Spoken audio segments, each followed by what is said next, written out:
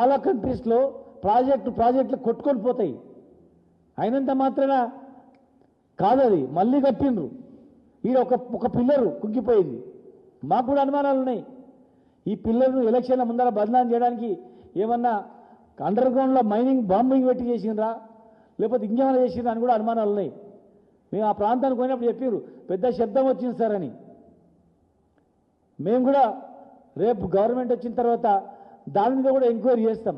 కానీ ఎవరైనా బాంబింగ్ చేసిండ్రా, ఎవరైనా బ్లాస్ట్ చేసిండ్రా, బదనాం చేయడానికి చేసిండ్రా, ఆ కోణంలో కూడా మేము ఆలోచన చేస్తాం ఖచ్చితంగా కూడా. మాకైతే ఇప్పుడు అదే అనుమానాలు ఉన్నాయి.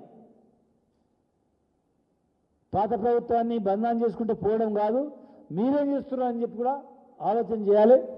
తెలంగాణ ప్రజలు ఎవరు దీన్ని నమ్మరు. తెలంగాణ ప్రజలారా దయచేసి ఆలోచన చేయండి. కేసీఆర్ రాకముందు తెలంగాణ, వచ్చిన తర్వాత తెలంగాణ. కేసీఆర్ గారు లేకుంటే తెలంగాణ వచ్చేదా?